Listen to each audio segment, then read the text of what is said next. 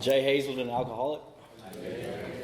My sobriety date is November 25th of 2020, so a little bit over a year. It's been a good last year. Last year, around this time of year, I was just getting out of jail.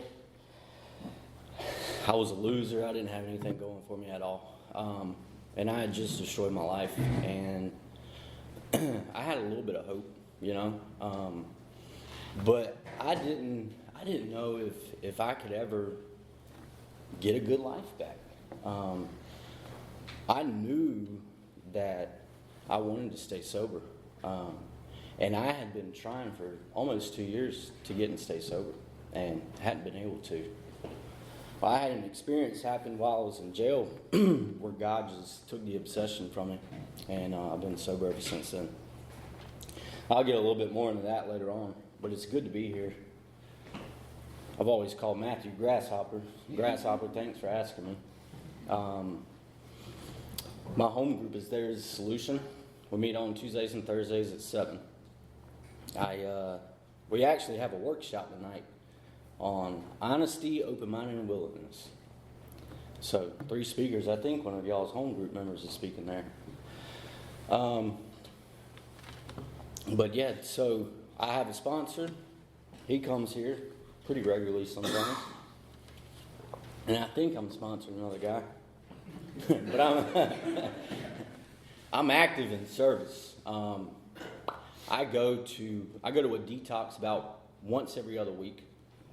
And I do whatever I can to help anybody, whether it's in the AA or at work or at home with my family. Like, I just try to be helpful everywhere I go. So, and this sobriety date is not my first sobriety date. The first real sobriety date I had was September 15th, 2010, and that's where I was introduced to Steve and his wife and Grasshopper and some of the members of this group, and was sober for almost 5 years and active, and then just kind of fell off and stopped doing stuff, and they kept me sober and started drinking. But anyways, I'll get around to that as well. I think my first experience with alcohol, I didn't drink, but I remember this experience vividly. I was probably about 4 or 5 years old, and I lived in a house where my mom and my dad lived there, and I had 3 or 4 siblings that lived there, and they were all older than me, but they partied at the house. And I would remember people drinking, playing loud music, and being good-looking girls there, and like I was just attracted to that life from an early age. I didn't quite understand exactly what was going on, but I knew that I wanted to party at some point. So the first time I actually tried to drink, I was about 12 years old. And, you know, I guess just to keep it as simple as it can be, I enjoyed the way it made me feel. So I think as a kid, I was just kind of full of fear and maybe full of a little doubt. And always wanted to be like a class clown and be funny. And when I drank, like all that fear and that doubt just left me. And I remember having a good time. And so at that time, I was making straight A's in school. I was playing AAU basketball. And over the next 6 years, from the time I was supposed to graduate high school, you know, my drinking increased as I got older. I started trying other things. I quit playing basketball altogether, and I never graduated high school. So, you know, at an early age, I just started throwing everything away. And actually, every time I come in the Southern Pines area, this was actually where I went to treatment. My very first time, I was 16 years old. I'm sure you're familiar with this in Aberdeen called Bethesda Link. I got caught with a little bit of weed, and the Wake County court system said, you just need to go to treatment. I didn't want to quit drinking or doing whatever I was doing. So I came here, and I think if you were there for like a month, they would let you go on the home pass. And as soon as I got that home pass, my mom went to sleep. And I called one of my buddies. I was like, hey, come pick me up. Let's go drink. And just instantly was drinking, And and so this was kind of like the story of my life as a young kid. My mom would always be like, you're so smart and so athletic. Why do you keep doing these things to destroy your life? And I never really knew why. I guess growing up, I wanted to hang out with the guys that lived in the neighborhood more than the guys I played basketball with. And that was a decision I made. And, after Bethesda Link, I, obviously kept drinking. Wilder Building was the first AA meeting I ever went to. Every time I walk into that building, I still think about going there, that very first meeting. So this area for me is, I love the recovery here. I love this home group. It's just a good area for recovery. So, never graduated high school. I had an illegal business and selling weed.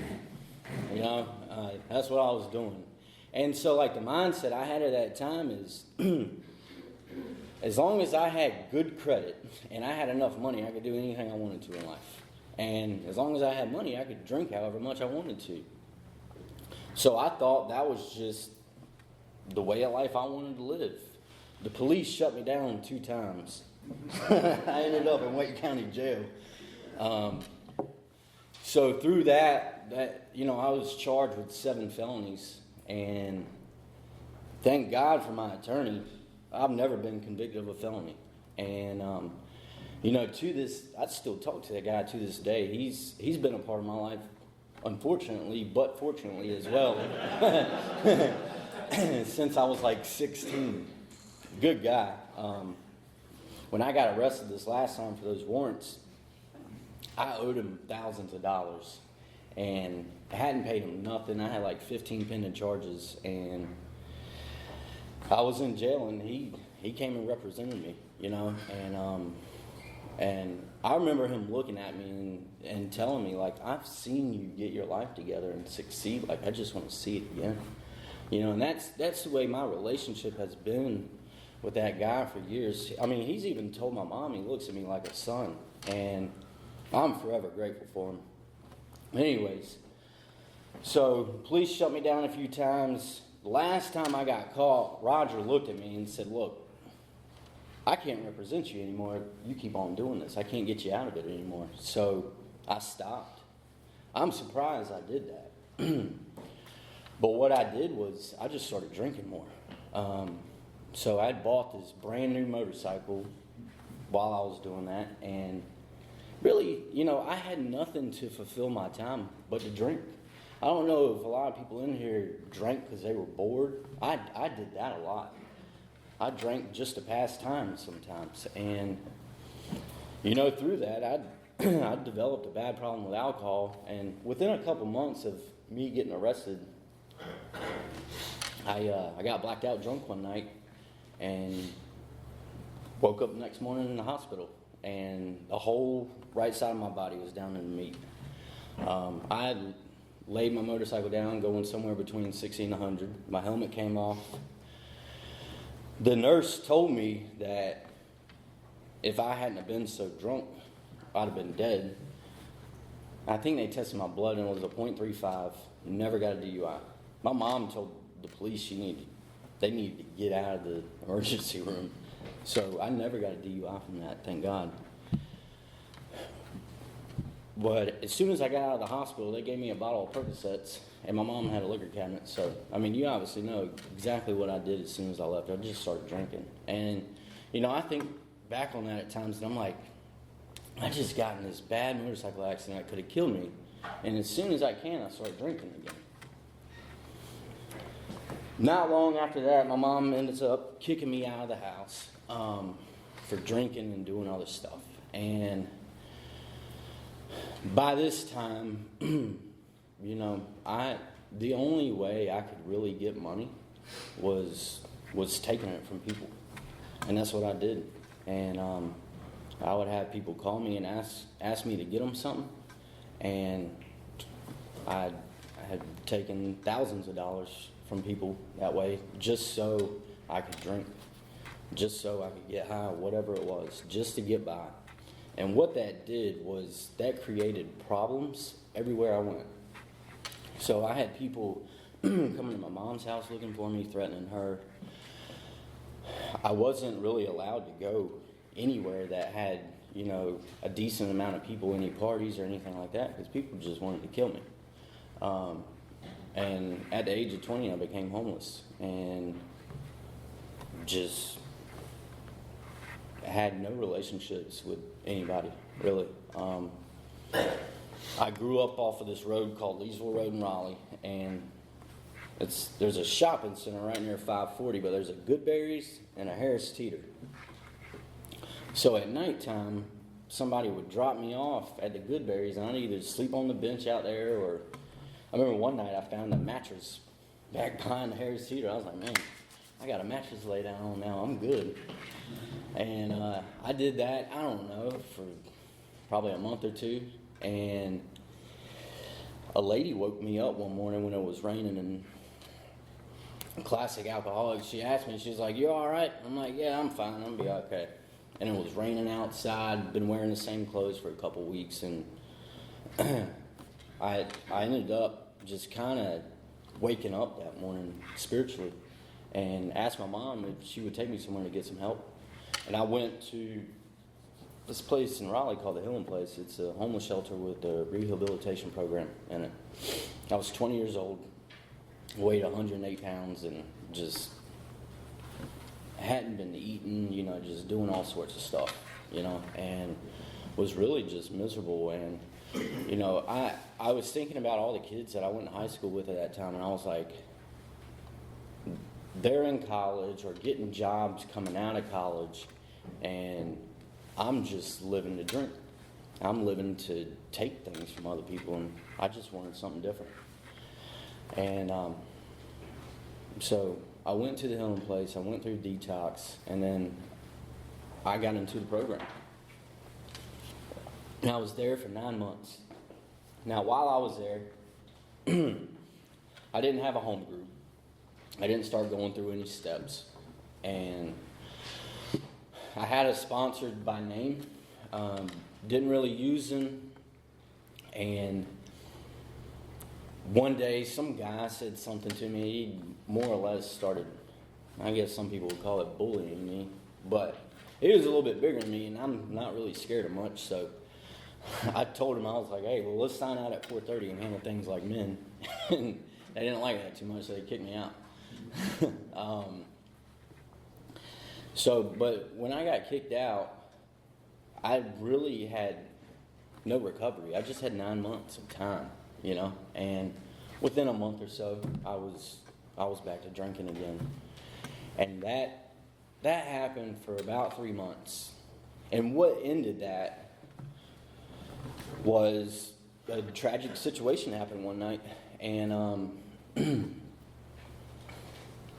somebody had passed away, and I was the one to blame for it.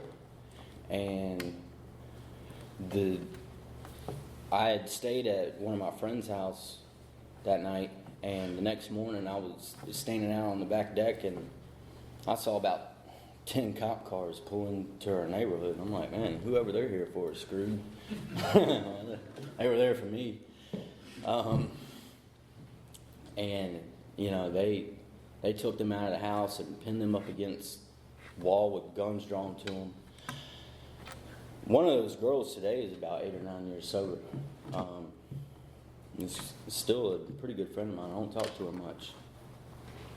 But they took me in some interrogation room, and a detective came in there and told me that I was looking at a murder charge. I was going to go to prison for the rest of my life. And I was like 21 years old, and I don't even remember what I said to him.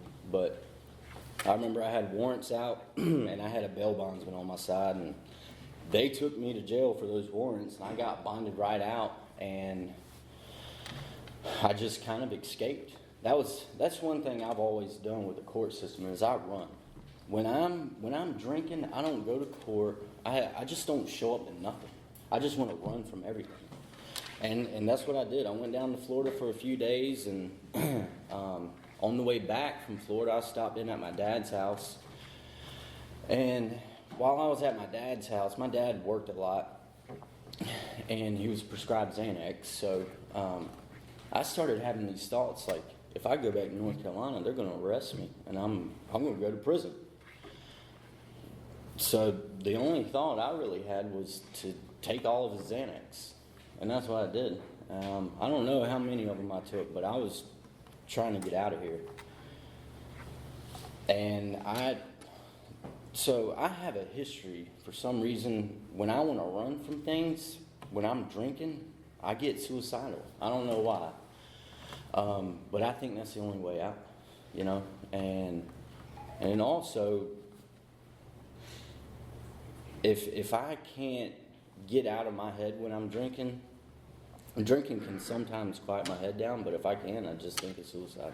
I don't know what it is. I'm not suicidal today, thank God. But not long after I took all my dad's medication, he found out, took me back up to Raleigh, and I didn't die, so I tried to put some more stuff in my body and went away for a little bit. The guy I was with found me on the side of the road, he drugged me out of his car and laid me on the side of the road. And some lady found me and called the EMS on me, and they brought me back to life. And I think a couple days after that is September 15th, 2010 is when I got sober. It wasn't long after that. And I was really beat down, you know, and I was ready to change. I wanted to be successful. I wanted a lot of things in life, and I knew if I kept drinking, I couldn't go nowhere. And so I went back to the healing place and went through detox. I got into a halfway house. I got a sponsor. I got a home group. First home group was a group in Raleigh called the Principals Group of Raleigh. I'm sure y'all probably know some of the people that are members of that group, but it's a very structured meet. And I was just a wild 21-year-old kid, you know, and I needed a lot of structure. It was a good group for me. I was there for a year and a half, and my sponsor had started There's a Solution. And I honestly was getting tired of some of the old heads there, and I called Jerry. I was like, hey, man, I'm getting tired of these guys. You mind if I come out to There's a Solution? Come on. So I switched out to There's a Solution, and, you know, the whole time I've been sober ever since then, There's a Solution's been my home group. It's a fantastic group. It's a good mix of people, good mix of sobriety. It's just all around, it's just exactly what I need. So, around 2 years of sobriety, There's a Solution was my home group. I was sponsoring other guys. I was current with my sponsor. I was going into a prison called Polk. It's a youth prison in Butner. I was going into a detox once a week, and I was just really active in life. And what had happened is my life just began to grow. And at 2.5 years of sobriety, I started a business. I was in a relationship with somebody, and, you know, I just kind of felt like I had everything going for me. And I stayed consistent in everything for about 4 years. And then right before I had 5 years, I went to a wedding at the beach, and the girl I was dating, she was a sober member of Alcoholics Anonymous as well. I looked at her and I said, I want a Jack and Coke and a Corona, and she drank with me. So she has gotten sober. I don't think she's sober right now. I don't really know, but I've always felt bad about that. I always took responsibility for her drinking as well, you know, and her and I didn't last long after that. I thought, this is what I kept saying, I said, she's an alcoholic, I'm not.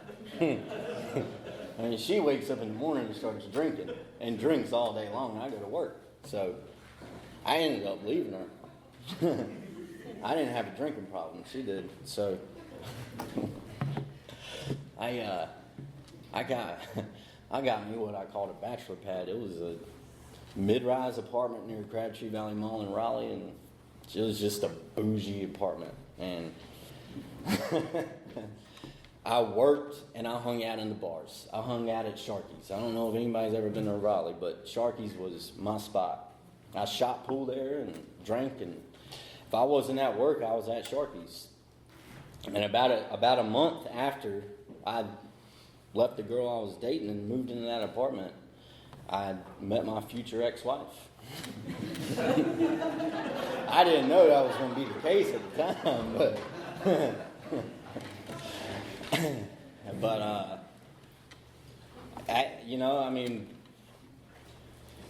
I was, from the day we met to the day she left me, I was stone cold alcoholic. But for years, I managed my life very well, in my opinion. I remember she told me like 3 months into dating, we went to a family beach trip that her family had once a year. And I would hide drinking on the side, And she told me that I was an alcoholic. And I looked at her and I said, I was an AA member at one time, and I'm not homeless, and I have a successful business. I don't think I'm an alcoholic. So she always questioned my drinking, and all that really did for me is I would just hide it more and more. And obviously, my experience is the longer I drank, the more I drank. The more my tolerance built up, the more all I cared about was drinking. And so I relapsed in 2015. So from 2015 to 2018, there was a lot of good times, but it didn't end well. So my business was doing real well. I drank like a fish every single day. I drank every day. There was not a day that I did not drink. I started mixing a little bit of booger sugar in there, and that was, the longer I did it, the more I did it. I think back onto, I would tell her that I was working, and I would literally be at the bar from about 11 or 12 o'clock. The bar opened at 11, and I'd get there somewhere between 11 and 12, and I'd sit there for 5 or 6 hours drinking. I would work on my computer. There was a guy that sat in there with me. He was about 70 years old, and he would drink right there with me. But every time I'd walk in with my laptop, he'd say, "Another day at the office?" Like, yep, I'm right here. I bought a beautiful home. I got married, went on a honeymoon, and on that honeymoon, the last day, she looked at me and said, we probably need to stop drinking. I looked at her and I was like, look, I've been drinking the same way the whole time I've known you. I'm probably not going to stop drinking. My work creates so much stress in my life that I need to drink to cover up that stress. And I didn't quit drinking. And so that was the end of October of 2018. The end of December 20th, she left me. Yep, so 3 months.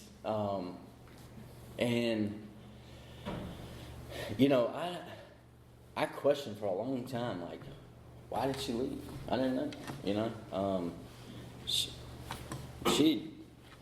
She had made up some lies and told some people that I had hit her, and that never happened. I changed the locks on the house when she left, so what she did is she told the magistrate that I had attacked her or something, and went and got a restraining order put on me to get back in the house. So when that happened, the Wake County Sheriff's Office came knocking on my door, and I had been up for about 2 or 3 days straight and fell asleep for a couple hours, and I woke up to Wake County Sheriff's Department knocking at my door, and I had no idea why they were there. I knew a few times I would be at Sharky's, and I had a storage unit right beside Sharky's that I would keep like some power washing chemicals and stuff like that in there. That's what I do, is commercial power washing. But I had a code to get in there, so I would break away from Sharky's, pull my car into that storage building and do a little bit of booger sugar. And I would, I would wake up some mornings and there would be some of that stuff sitting on my middle console. The truck would still be running. I'd have like 20 or 30 missed phone calls from her, and just like, the sun would be out. And I'm like, what is going on? Like it's like I would go in a blackout and I was about to do something and just never make it to it. I woke up a couple mornings, and I had a 4Runner, and there was, it looked like I hit something a couple times. So when that cop came to my house, I was figuring in my head, like, maybe I hit something when I was drunk, or maybe I hit somebody. That's what I was thinking. But they were there to give me a restraining order.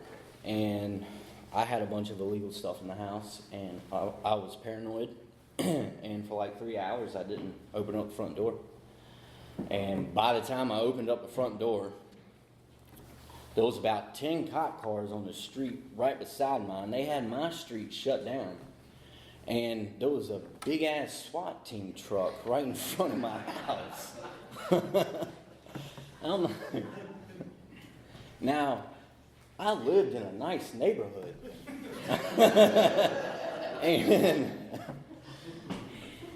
And one of my clients lived on my street. He owned apartment communities and lived on my street. And I had a good relationship with all my neighbors. And I'm like, so I lit up a cigarette and I'm like, what are y'all doing here? And that wasn't cool. I mean, they hopped out of the truck. There was about 4 or 5 guys. They had assault rifles with green laser beams pointed at my head and my chest. And just was not real happy with me. But, they were shouting all sorts of orders to me. They were telling me to put my hands up in the air, lift up my shirt, turn around. And from the walk from my front door to the street was probably about 100, 150 feet. I did everything they told me to do. But I was scared shitless. I mean, I was terrified. Sorry, I didn't mean to say that. Ain't that right, Steve? But when I got to the street, they told me to put my knees on the ground and my hands up in the air, and they went and smashed my face in the asphalt and more or less beat me up. And I still, at this time, I had no idea why they were there. I kept asking them, why you're here. Now, my tone at that time was not real great, and there was a lot of cuss words coming out of my mouth. The F-bomb was coming out about every single minute. But they finally told me, they said, look, so your wife put a restraining order on you, and she told us you had a gun in the house and you were a dangerous person. Now, I have a pretty long criminal background, but I've never been a violent person, and I don't have any violent charges. So they went in my house and they grabbed a gun that I had. It was a gun that my dad gave me when he died, and they still have it to this day. I think when I get off of probation, I'm able to get it back. But they arrested me for 2 counts of resist public officer. The news was there, right? So it was on the news.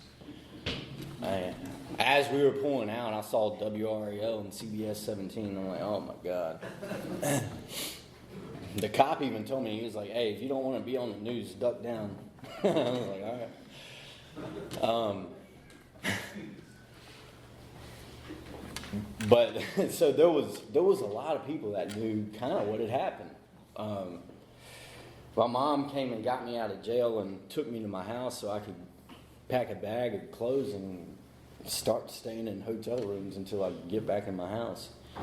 But really what that did over the next month was create all this confusion in my life.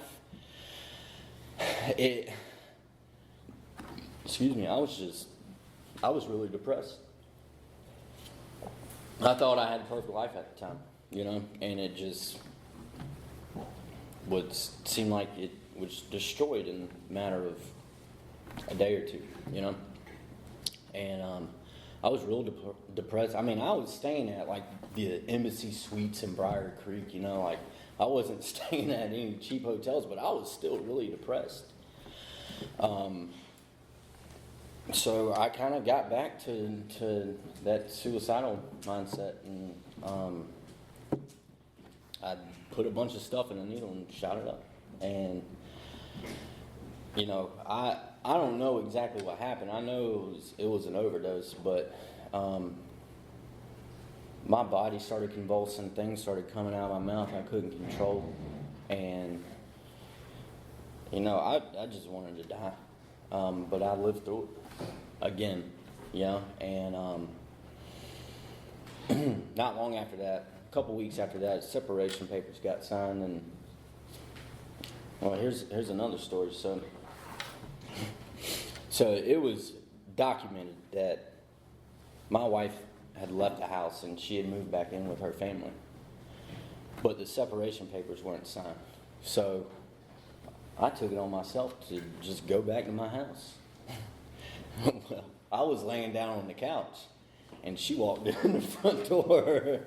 Now, she never saw me, but she saw Bentley, my dog, there, and so I was like, I gotta go. And I ran out the house, and I went to the bar near my house, and I was sitting there drinking with my neighbor. My neighbor sent me a text. He was like, man, we gotta meet up. You gotta tell me exactly what went down, And I was telling him the story, and 2 RPD officers walk up in there, yank me out, and they arrested me for being at my house. I was like, I'm at the bar, I'm not at my house.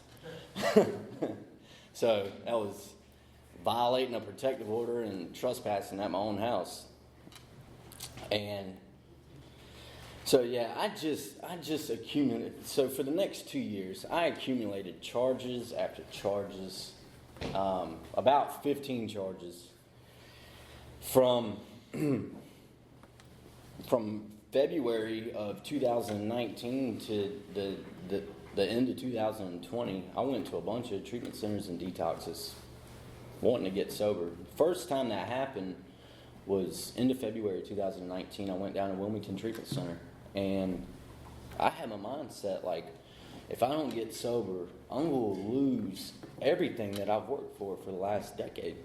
And I genuinely wanted to live a different way of life. But I had this reservation in the back of my mind, whatever you want to call it. I had this thought that if I could drink just at nighttime, I'd be fine. I can work all day and drink at nighttime, I'll be all right. And that worked well for about a week or 2.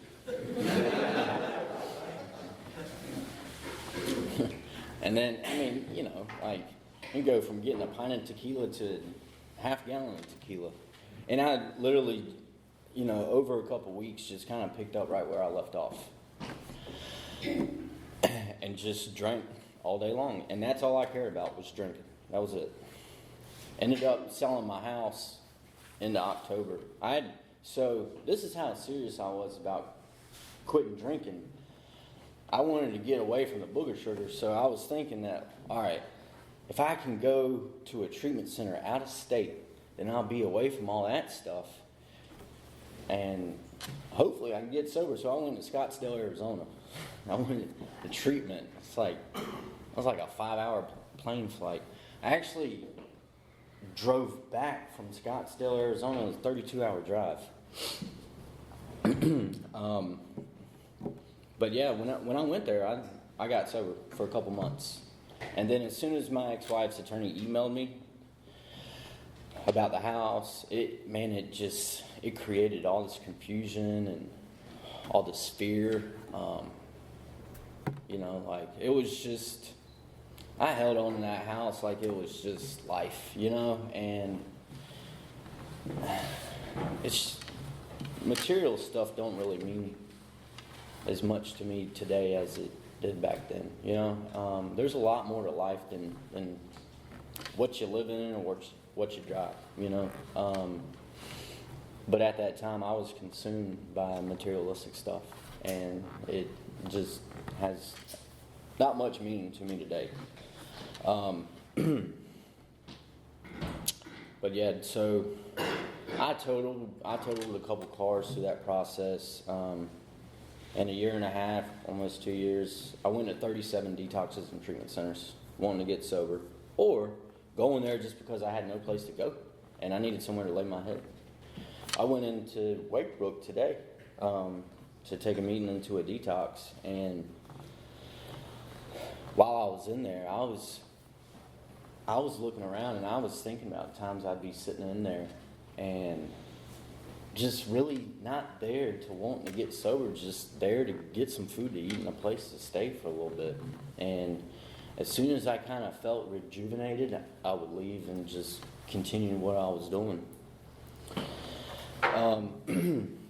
So I really was just, so I'm going to tell you this, October 2019, I sold my house.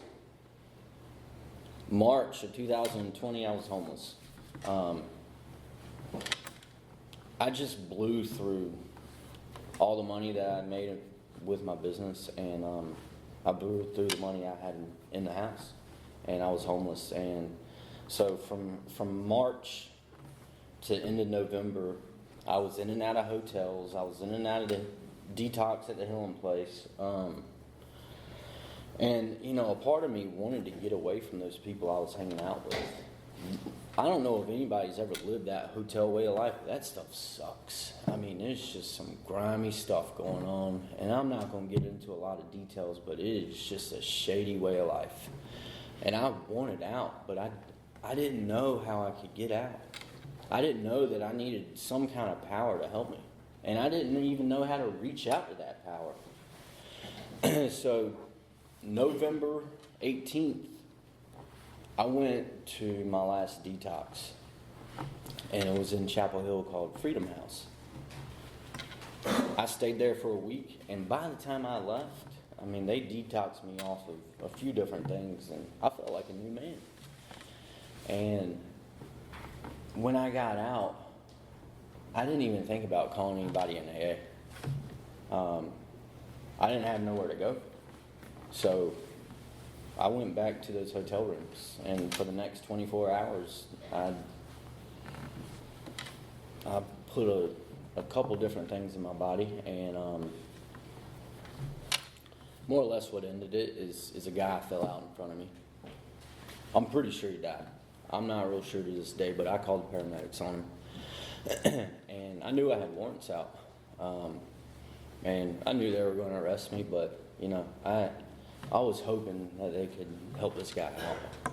And when they brought him out of that room, he was zipped up in a green body bag. And I kept asking the cop if the guy made it or not. He never told me. But I got taken to jail. It was the last time I went to jail so far. Hopefully I won't go back.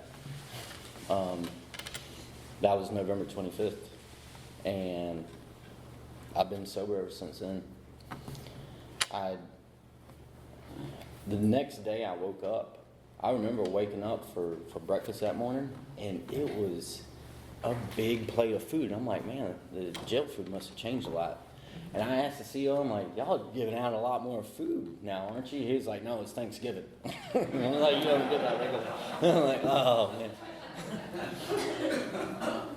So I was there for about a week, and you know, I got to a point where I couldn't sleep, and all I could think about is how hopeless I was, and how I couldn't get sober, and how I've tried every way that I thought that I possibly could to get and stay sober, and it just wasn't going to happen. So I got to this mindset where it was, I either wanted to die or just go to prison, you know, and start living that way of life. And but what I did was I ordered a Bible, and when I would get bored, I'd start reading the Bible. And in the back of the Bible, it had a few pages that said the promises of the Bible, right? And it would say, if you're addicted to something, read this, or if you see no hope in life, read this, right? And just had all these things. And one thing it said was, so just kind of let you know where I stand from a spiritual standpoint. I've always believed in God, and God's helped me in a lot of different areas of my life, but I've never been a big Jesus Christ person, and, that's why I never really was reading the Bible, but for some reason that night in that cell, it said that all God wants us to do is open up our heart and allow Jesus Christ in. And I guess just because of where I was at, just the amount of hopelessness I was at, I sat there and I meditated. And I closed my eyes and I pictured my heart opening, a man, I guess Jesus Christ, walking in, my heart closing, and a key blocking my heart, and it dropped. That's what I saw. It was like I had a vision. And I remember saying a prayer, and I asked God to forgive me for everything I'd ever done wrong, forgive me for all my sins, and just help me be free. And when I had said help me be free, I wasn't talking about from a physical standpoint. I was talking about from a spiritual and mental standpoint. And now, I had a plan when I said that prayer. Honestly, my plan was to walk out of that cell the very next time and jump off the second-story balcony and kill myself. That was my plan. But that didn't happen. The next time I walked out of that cell, I didn't think about suicide. They were moving me to a cell where I could watch football that day, and that's all I was thinking about. And later on that day, I'm not going to try to get too mystical on you, but I'm going to just kind of tell you what happened. Some power came and visited me in that cell, and I felt something in there. The only thing I could think of is it was God coming to visit me, or some kind of angels or something. And I knew I was right where I needed to be, and I knew everything was going to be fine.